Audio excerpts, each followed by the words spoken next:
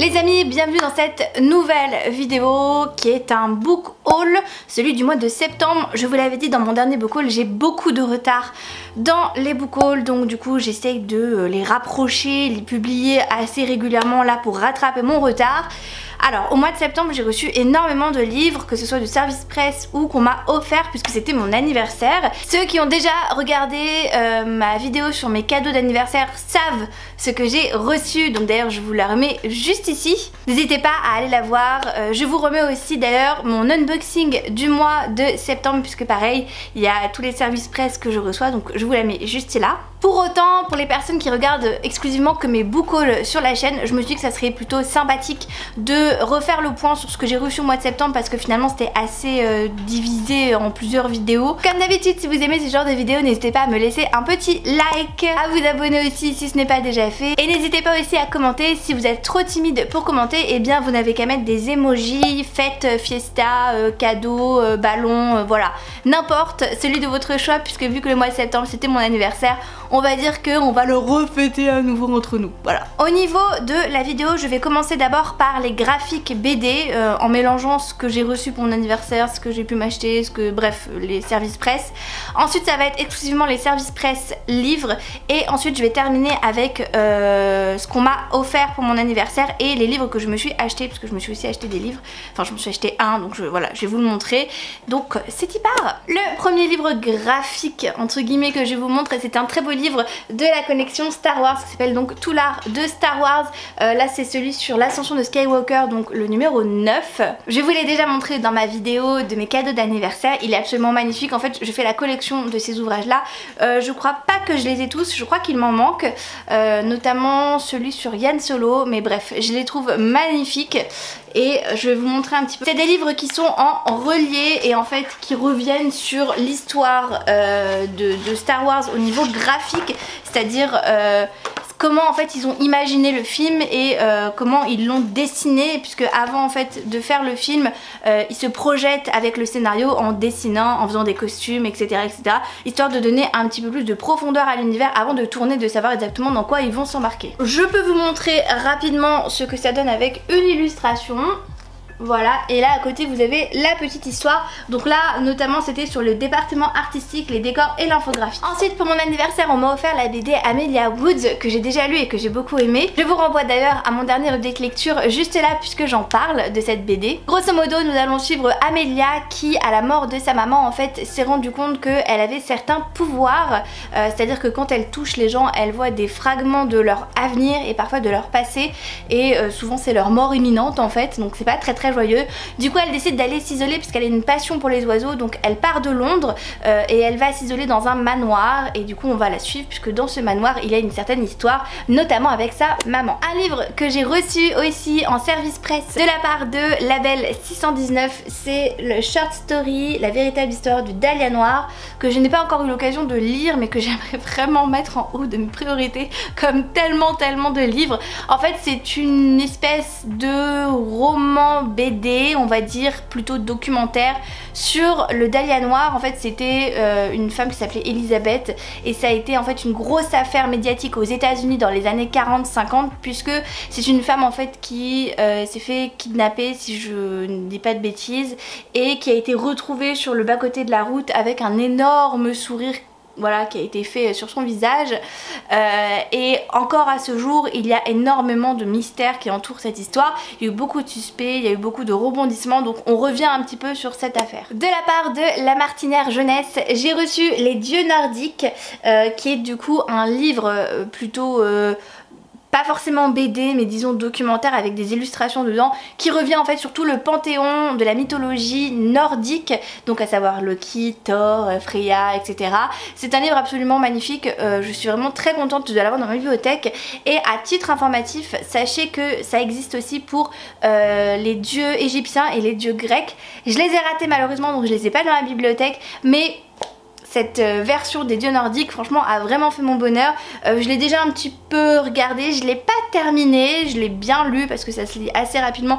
C'est fait de base pour les enfants, hein, pour leur expliquer un petit peu comment était fait la mythologie nordique. De mon côté c'est vrai que j'ai pas appris grand chose puisque j'étais un petit peu renseignée déjà sur la mythologie nordique, mais j'ai trouvé ça quand même très intéressant, très bien fait et assez ludique. On passe du coup maintenant au service presse et le premier que je vous présente c'est le tome 4 de Dynasty de Ilona Andrews que Gélu m'a très gentiment envoyé. Alors j'ai pas encore lu l'intégrale qu'il m'avait envoyé où il y avait 3 tomes de l'histoire de Dynasty et il faut absolument que je m'y mette. J'avoue que si je l'ai pris c'est notamment parce que j'avais l'intégrale dans ma pile à lire, que c'est du Ilona Andrews et je me suis dit si j'adore la trilogie ça serait bête du coup de pas donner suite et de pas avoir la suite. Donc voilà. Pour l'histoire je vais pas pouvoir vous en dire grand chose parce que c'est un tome 4. Je sais juste que c'est de l'urban fantasy, donc avec une héroïne qu'on va suivre dans le premier tome tout du moins, qui va faire une enquête, mais je sais plus du tout de quoi ça parle, je ne vais pas vous mentir et j'ai pas le tome 1 là sous les yeux. Donc désolée, je peux pas trop fort vous renseigner. Toujours de la part de Gélu, j'ai reçu Legend Bird de Tracy Deonn, donc qui est un premier tome et qui est assez conséquent pour un premier tome vraiment. Il y a de quoi faire. J'adore la couverture, je la trouve magnifique. Je suis trop contente qu'ils aient gardé, enfin qu'ils aient pris cette couverture. Au niveau de l'histoire, nous allons suivre une jeune fille qui s'appelle Brie, qui a perdu sa maman dans un accident de voiture. Elle a 16 ans et elle décide de partir de chez elle pour intégrer du coup une université. Je crois que c'est un programme pour les personnes très intelligentes qui peuvent du coup rentrer à l'université plus rapidement que les autres. Bref, là n'est pas la question. Du coup elle rentre dans cette université et en fait un jour elle est témoin d'une agression magique en fait, où 2 personnes vont s'en prendre à quelqu'un et qui va les repousser avec de la magie ou je sais pas trop quoi, et du coup là toutes ses croyances vont imploser et elle va comprendre qu'il y a la magie qui existe et surtout une société secrète au sein de l'université. J'ai cru comprendre aussi que c'était très fortement inspiré des mythes celtiques, notamment de la légende arthurienne, donc tout ce qui est Camelot, Guenièvre, etc., etc. Moi qui suis une grande fervente de la légende arthurienne, j'ai quand même hâte de le lire. J'ai vu que les avis étaient assez mitigés, c'est soit on aime soit on n'aime pas. Visiblement l'héroïne est assez agaçante, j'ai cru comprendre. Donc bon, normalement je vais me le lire en lecture commune pour pas désespérer, mais j'ai quand même hâte de le lire. D'ailleurs pour la petite anecdote, ceux qui n'ont pas vu mon book mail du mois de septembre, je vous invite vraiment à aller le voir parce que en fait j'ai lu, ils se sont plantés, je sais pas ce qui s'est passé, il y avait un gros bug et j'ai reçu genre ces tomes là en je sais pas combien de fois. Et en fait à chaque fois on me voit ouvrir les paquets et je suis en mode mince, je l'ai déjà, et je l'ai fait 1 fois, 2 fois, 3 fois, enfin bref c'était très drôle.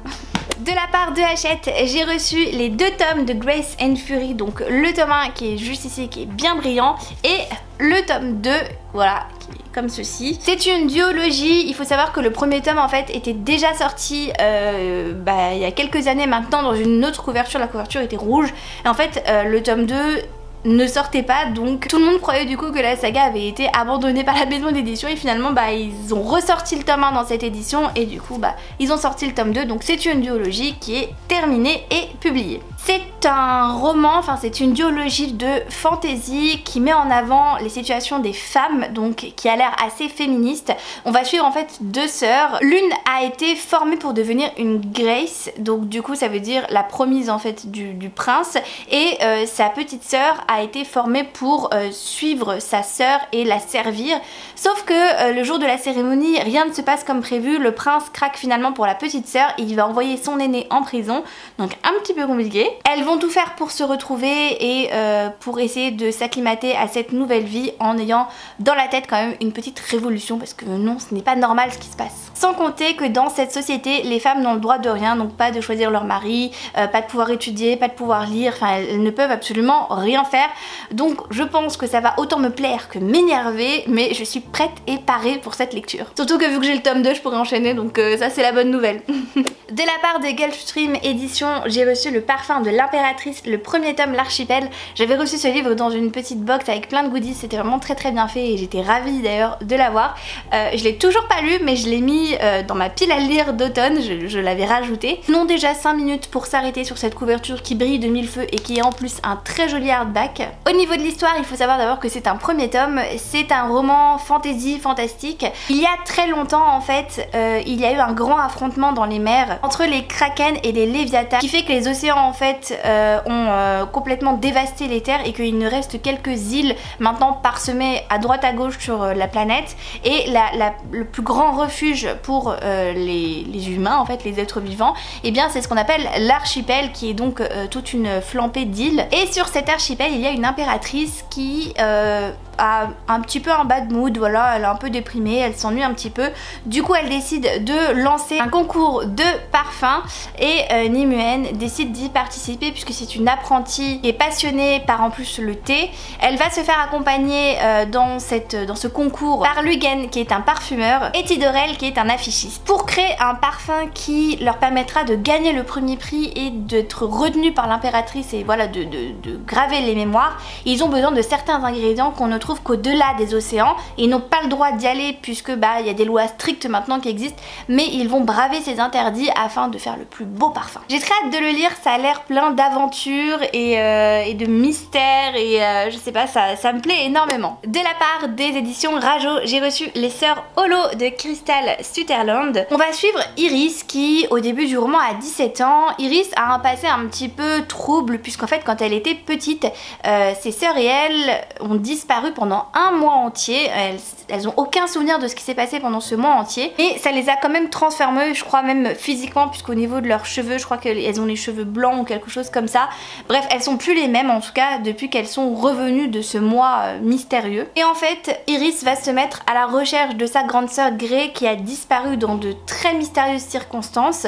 Elle pense que du coup c'est en rapport avec leur passé un peu trouble, leur disparition qui a duré un mois, où elles sont revenues transformées, etc., etc. Donc du coup elle va un petit peu mener l'enquête, sans compter qu'en plus il y a un homme à tête de taureau je crois, la poursuit et qui en a après elle. Donc voilà, c'est un roman qui m'a l'air un petit peu étrange, un peu thriller, un peu fantastique, qui me donne envie et que j'ai aussi rajouté à ma palle de l'automne. Donc j'ai encore pas mal de lectures dans ma palle d'automne, hein. On va passer au collector que j'ai reçu de la part des maisons d'édition et il y en a quelques-uns quand même.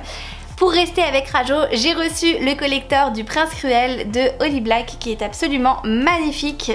Donc il est comme ça et puis il y a un jaspage doré. Je suis conquise par ce hardback magnifique avec ces dorures là, c'est vraiment mon péché mignon, je suis une vraie pie, hein. Vous le savez si vous suivez ma chaîne, Le Prince Cruel est une trilogie que j'ai lue, que j'ai beaucoup aimé aussi. C'est pas été un coup de cœur, bien que le tome 3 s'en rapproche vraiment, ça a été crescendo en fait, j'ai aimé les tomes au fur et à mesure de la saga.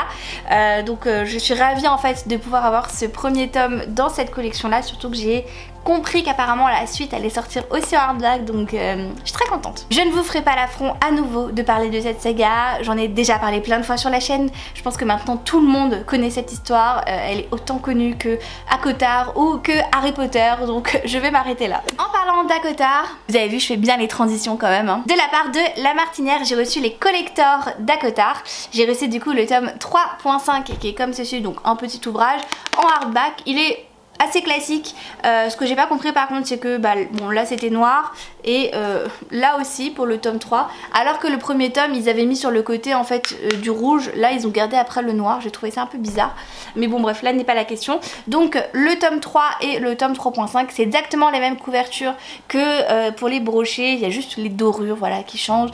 Je vous avoue que moi si je n'étais pas aussi fan de la saga ACOTAR, je pense pas que je me le serais procuré parce qu'il n'y a rien en plus, il n'y a pas d'illustration à l'intérieur ou autre, c'est vraiment classique, c'est vraiment la version brochée en cartonné. Voilà, les dorures font plaisir, pour les collectionneurs et ceux qui aiment la saga je pense que ça fait des heureux. Et d'ailleurs pour la petite info, le tome 4 est prévu en hardback je crois premier ou deuxième trimestre 2023, donc hâte qu'ils rejoignent ses petits copains, hein. Et le dernier service presse et collector que je vous présente, il m'a été envoyé par Lumen et mon dieu il est magnifique. Donc c'est La vie invisible d'Adi Larue de V.I. Schwab qui est absolument mais splendide. Il y a des détails sur ce livre qui sont magnifiques. Donc vous avez déjà une double jaquette, donc ça veut dire que vous avez cette couverture là, mais vous avez la possibilité de remettre l'ancienne couverture si vous préférez. Voilà, avec le résumé. Sur la couverture directe, eh bien nous avons l'ancienne couverture justement qu'on avait, qui est magnifique avec des dorures, et surtout ce jaspage qui est absolument incroyable. Voilà, donc clairement un livre qu'il faut avoir dans sa collection. Vous avez les illustrations ici en plus, donc ça c'est le village natal d'Addie, et tout à la fin vous avez la ville de New York. Voilà, puisque on la suit à New York dans le présent. Voilà, il est magnifique, il est merveilleux, c'est un livre que j'ai adoré, qui fait partie de mes plus gros coups de cœur de l'année 2021. D'ailleurs, je vous renvoie à ma vidéo sur mes plus gros coups de cœur de l'année 2021 où j'en parle longuement. Nous allons suivre Addie, qui est une jeune femme immortelle qui a la particularité du coup de vivre pour toujours, mais parce qu'il y a un petit bémol, qui se fait oublier par chaque personne qu'elle croise. En fait, elle peut parler, elle est vue par n'importe qui, il n'y a pas de souci. Elle leur parle et il suffit en fait que leur interlocuteur s'en aille pour que ils oublient Addie. Il faut la perdre de vue, et si vous la perdez de vue, en fait vous l'oubliez jusqu'à ce qu'elle rencontre un certain libraire qui lui ne va pas l'oublier et se souvenir d'elle encore et encore et encore. Donc voilà, on va faire des chapitres dans le présent, donc à New York, et dans le passé pour essayer de comprendre ce qui s'est passé, comment elle est devenue immortelle, etc. etc. Et j'ai vraiment adoré ce livre. Il fait pas l'unanimité, beaucoup le considèrent comme trop lent. Moi j'ai beaucoup aimé parce qu'on retrace toute une vie qui j'ai trouvé passionnante. J'ai adoré le personnage d'Addie, elle m'a beaucoup touchée, et puis il y a une histoire en parallèle que je trouve... Bref, absolument génial, donc je vous le recommande, et puis surtout cette version quoi, magnifique, absolument magnifique. On passe du coup maintenant au seul livre que je me suis acheté au mois de septembre. Il s'agit de Darkrai de C.S. Paca, édité chez Big Bang. Pour être tout à fait honnête, en fait, je me le suis précommandé afin de recevoir les goodies qui allaient avec, et d'ailleurs j'ai reçu les goodies, ils sont très très beaux. Je ne l'ai toujours pas lu d'ailleurs, mais ça ne saurait tarder. En fait, je vous avoue que j'aimerais beaucoup finir le tome 3 du Prince Captif avant de me lancer dans une nouvelle saga avec C.S. Paca, donc il faudrait que je termine Prince Captif et ensuite que je me lance là-dedans. J'admets en plus que le livre est absolument magnifique, on a droit à ce jaspage que je trouve sublime, et puis le livre est magnifique. Là vous avez une carte, enfin bref, c'est pas un pack avec une jaquette, mais je trouve que niveau qualité c'est au rendez-vous. Là clairement c'est au rendez-vous. Dans cette histoire nous allons suivre Will qui au début du récit se fait poursuivre après avoir assisté au meurtre de sa maman. Et bien ses agresseurs en fait vont le poursuivre, il va se faire sauver par Violette, et à partir du moment où elle lui a sauvé la vie, en fait tous les deux vont se retrouver plongés dans un autre monde qui est rempli de magie, de mystères, etc. et surtout de stewards qui sont, si j'ai bien compris, les gardiens un peu de l'histoire magique, et qui veillent à ce que le roi des ombres ne reviennent pas et que ça ne soit pas une ère de chaos, etc. etc. Et du coup ils vont commencer à s'entraîner avec les stewards et rejoindre leur camp. Et apparemment le roi obscur est en train de revenir, et un de ses suivants ou plus fidèles fanatiques, je sais pas trop, qui s'appelle James, commence du coup à déjà articuler le plan du roi des ombres. Donc il va y avoir une bataille contre le bien et contre le mal. Voilà, j'en sais pas plus, je ne l'ai pas encore lu, mais il me fait très envie, ça c'est certain. Et on passe du coup au livre que j'ai reçu pour mon anniversaire, et je commence tout de suite avec un Twisted Tales qui est donc Il était un rêve de Liz Braswell, et qui revient sur La Belle au bois dormant et notamment Maléfique, avec ce simple résumé: et si la Belle au bois dormant ne s'était jamais réveillée. Voilà. Si vous ne connaissez pas cette collection de livres, eh bien sachez qu'en fait c'est des réécritures des contes Disney, et qu'en fait à chaque fois il y a un élément qui change. Tous les livres sont indépendants les uns des autres, donc vous pouvez les lire dans l'ordre que vous voulez, et je crois qu'il y en a 10 qui ont été publiés, 10 ou 11, quelque chose comme ça.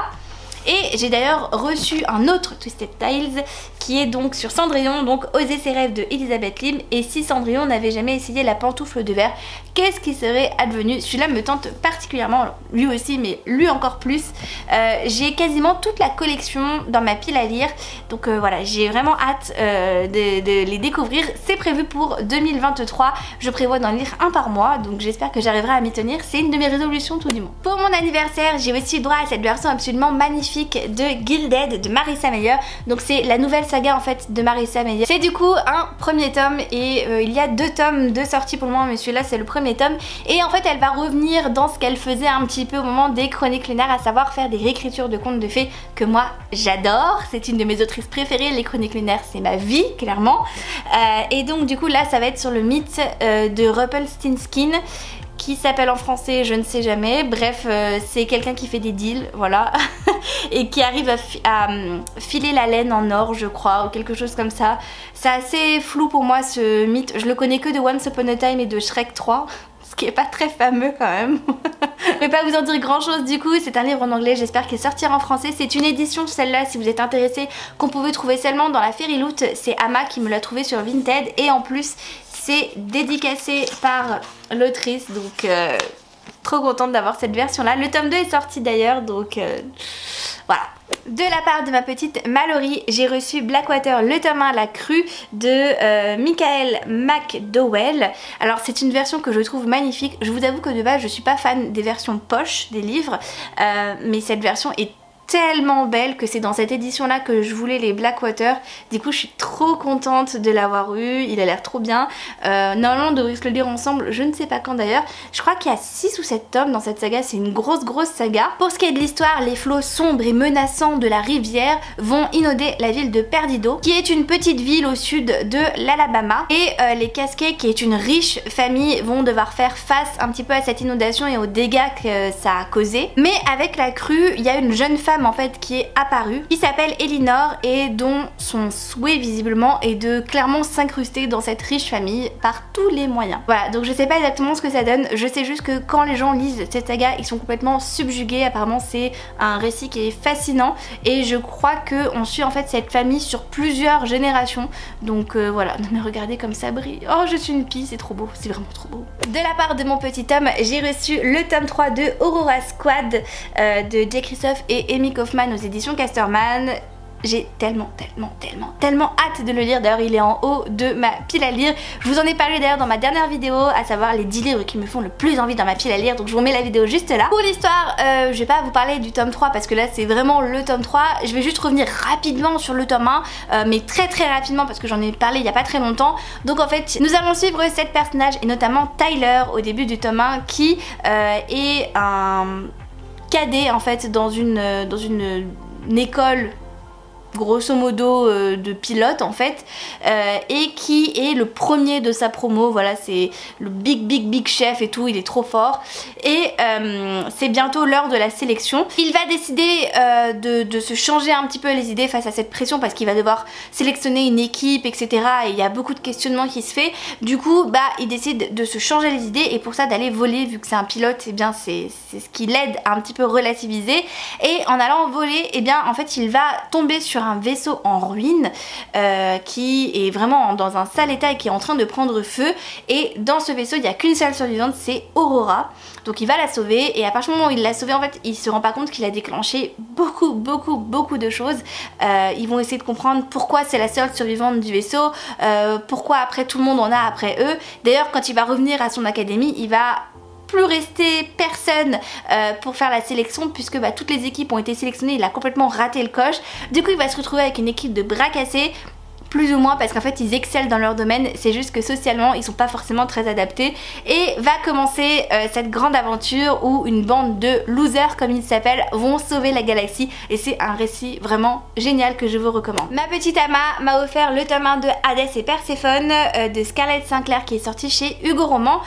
C'est une histoire que j'ai vu passer plein de fois. J'ai cru comprendre que soit on aime soit on n'aime pas, ça passe ou ça casse. Bon, moi on verra. Il y a 3 tomes de publiés pour le moment et je crois que c'est pas terminé. Il me semble qu'il y a d'autres tomes qui vont sortir, donc on verra. Grosso modo, en fait, ça va être l'histoire d'Hadès et Perséphone, mais dans une réécriture moderne, puisque ça se passe à une autre époque. J'ai cru comprendre que Perséphone essaie de se faire passer pour une journaliste mortelle, mais qu'elle va croiser la route d'Hadès dans un bar. Elle va jouer une partie avec lui de cartes et ils vont parier, je crois. Elle va devoir essayer de mettre la vie dans les enfers, sinon bah, souffrir. Sauf que je crois que son pouvoir ne marche pas, il se révèle pas, donc du coup c'est très compliqué. On verra où ça me mène. Hein. De ma petite Léana, j'ai reçu Fable du coup de Adrienne Young en version hardback, puisque c'est cette version là que je voulais. Donc je suis ravie de l'avoir eu d'ailleurs. C'est un livre qui a l'air trop bien, il est magnifique en plus. Je l'ai toujours pas lu mais j'aimerais trop le lire. Encore une fois, j'ai envie de lire trop de livres là. Je vous montre rapidement du coup comment il est fait à l'intérieur. Il est ma foi relativement simple mais ça fait son petit effet quand même, ces petites dorures bronze là, moi j'aime beaucoup. Hein. C'est vendu comme un grand roman de fantasy maritime, donc j'ai très hâte de voir ce que ça va donner. On va suivre Fable qui vit sur l'île de Géval. Elle ne fait confiance à personne, c'est une règle chez elle de ne faire confiance à personne. Elle arrive à survivre parce qu'en fait elle vend des gemmes qu'elle arrive en fait à récupérer dans l'océan et qu'elle revend ensuite à un capitaine marchand. Sauf qu'un jour, je sais pas pourquoi, ce qui va déclencher ça, elle va se mettre en quête en fait d'aller retrouver son père et donc du coup de passer par ce capitaine marchand pour faire le voyage et l'aider dans sa quête. Voilà, c'est tout ce que je sais. Ça m'a l'air mystérieux. Le tome 2 a été annoncé, il sortira je crois en mars 2023 et j'ai très hâte. De la part d'Ama encore une fois, j'ai reçu La Reine des Ombres de Tricia Levenseller qui est sortie chez Stardust, donc Hugo Roman. C'est une fantasy qui n'a pas trop fait l'unanimité si j'ai bien compris en plus.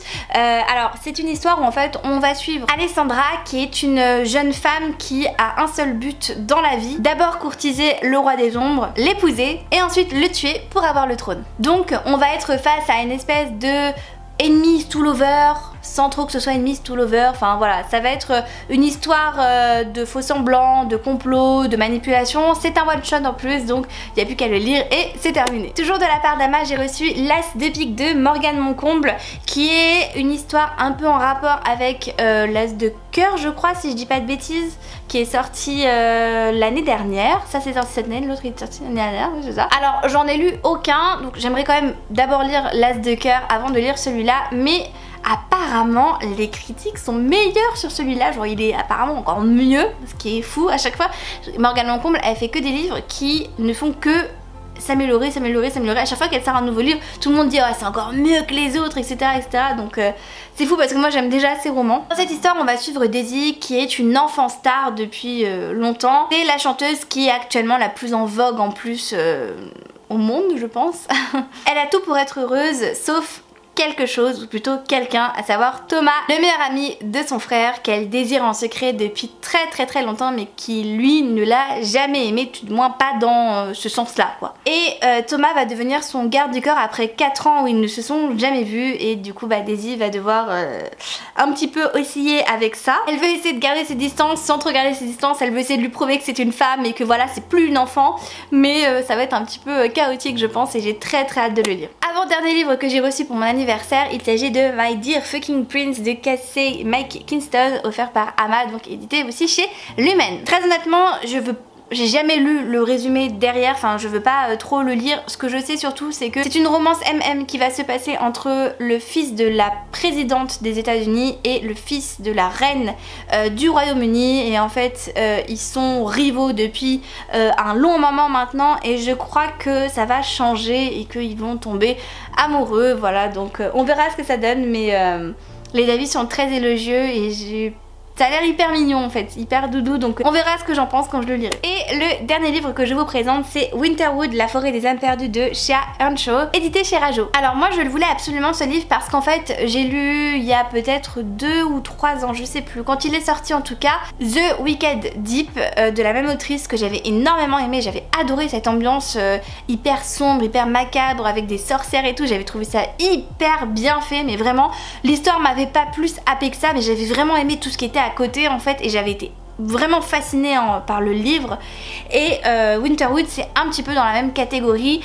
Je pense notamment à cause de la plume de l'autrice. Dans un monde glacé où mystère et magie s'entremêlent, serez-vous prêt à suivre Nora et Oliver dans les Wickerwood? Alors les bois de Wickerwood ont toujours été considérés comme hantés, un peu mystiques, et Nora, qui est une héritière de sorcière de très longue date, a toujours su à quoi s'en tenir par rapport au bois, et comme ses ancêtres d'ailleurs, elle partage un lien secret avec cette forêt. Et c'est d'ailleurs ce lien particulier qui met Oliver sur son chemin, parce que Oliver a disparu du camp de redressement où il était élève. Il y a d'ailleurs plusieurs semaines de ça, et du coup il devrait être décédé, il devrait être mort, mais il est toujours là, il est toujours en vie. Du coup elle comprend qu'il y a un truc qui cloche et qui cache un secret, et elle va tout faire pour essayer du coup de lui soutirer ce secret, sauf que lui, Oliver, en fait il a perdu la mémoire et il a pas du tout envie de retrouver ses souvenirs, parce que je pense qu'il sent que c'est pas très joyeux. Voilà, donc je pense me le lire cet hiver, et cette couverture, j'adore. Voilà du coup pour les livres que j'ai reçus, achetés, qu'on m'a offert pour le mois de septembre. J'espère que ce book haul vous a plu. N'hésitez pas à me dire si certains livres que j'ai présentés vous font envie, vous les avez déjà lus, vous avez un avis. J'adore avoir vos retours sur des livres que j'ai pas encore lus, ou même des livres que j'ai lus, parce que parfois on n'est pas forcément d'accord, et je trouve ça hyper intéressant d'en discuter avec vous. Merci en tout cas d'avoir regardé cette vidéo jusqu'au bout. Je vous fais de très gros bisous, je vous souhaite de très bonnes lectures, et je vous dis à très vite dans une prochaine vidéo. Ciao ciao.